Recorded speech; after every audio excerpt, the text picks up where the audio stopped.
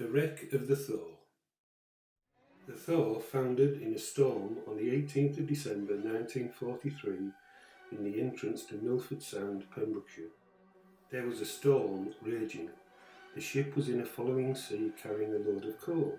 It's likely the load shifted in the hold, causing her to sink.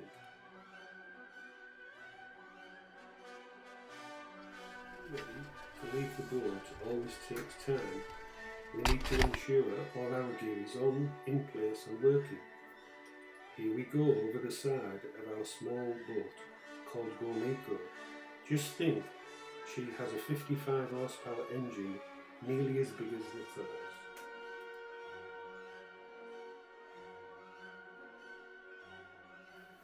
My dive partner is Marion Houghton. We enter the water backwards at the command of our cox, Les Sullivan, the most experienced and safe diver I have ever known. 20 metres below lies the wreck of the Thor.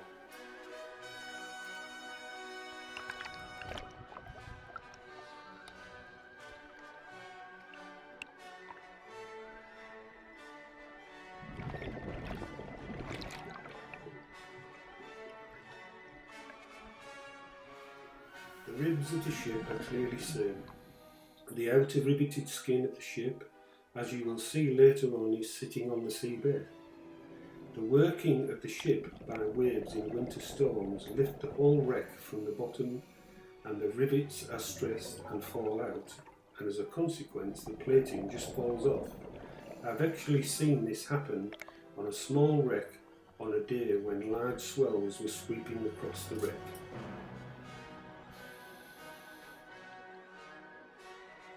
Trumpeting enemies make a colony in the tide, where a virtual constant supply of food flows past their tentacles. Small colonies of dual anemones all tucked away. They don't want to waste energy trying to gather food when there isn't much to gather and there is a risk of being attacked by predators.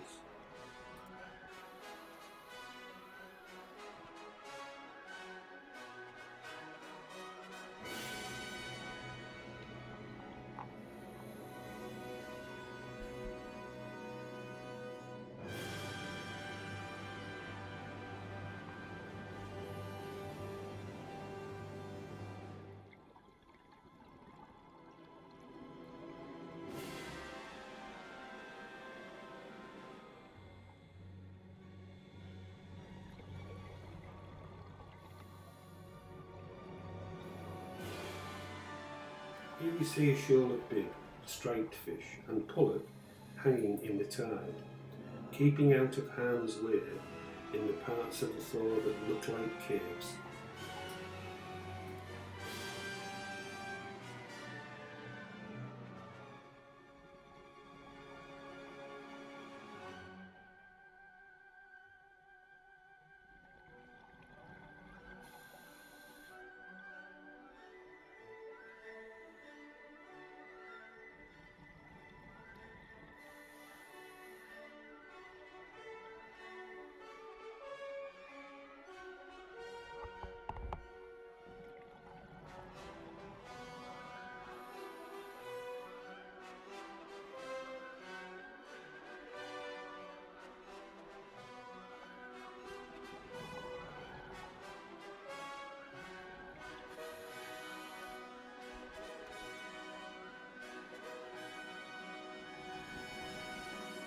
Here we see a rib, torn from the structure with its hull plating lying beside. This demonstrates the power of the sea. It should be remembered this would have been intact when the vessel sank.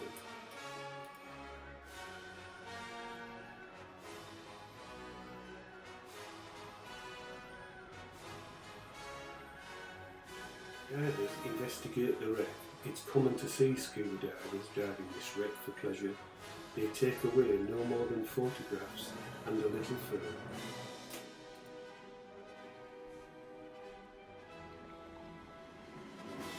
A smaller shoal of false cod take refuge in crumbled wreckage, a cousin to the larger striped bill, but a smaller fish altogether.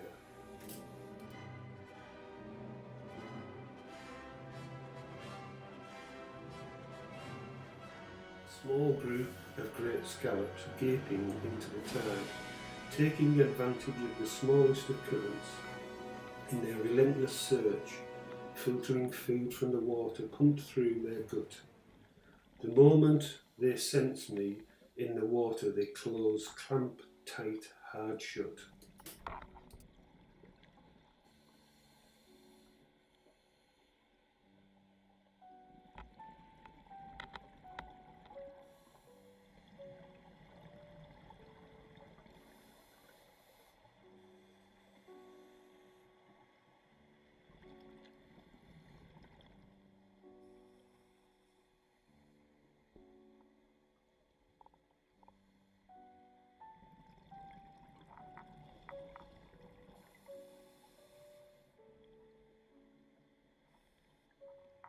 A secretive common lobster tucked away under the wreckage, waiting for the light to fade, when it will come out to feed on dead fish and animals.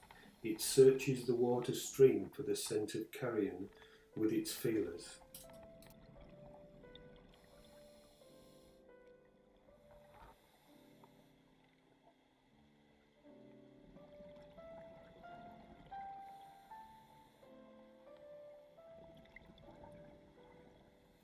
The joy of swimming with a large shoal of fish without them being afraid is a wonderful experience. They just accept you as one of them, providing you make no fast flashing movements.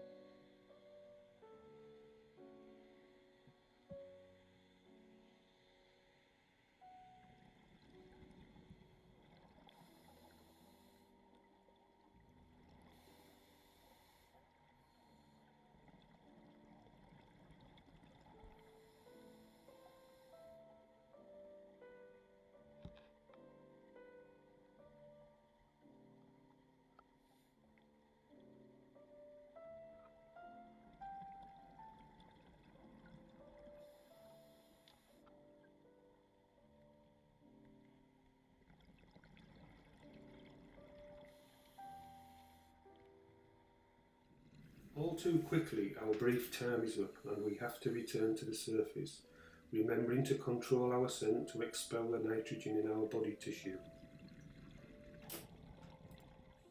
We head towards the surface and safety. Colour comes back into our vision. We have been privileged to see a 70-year-old wreck and its inhabitants.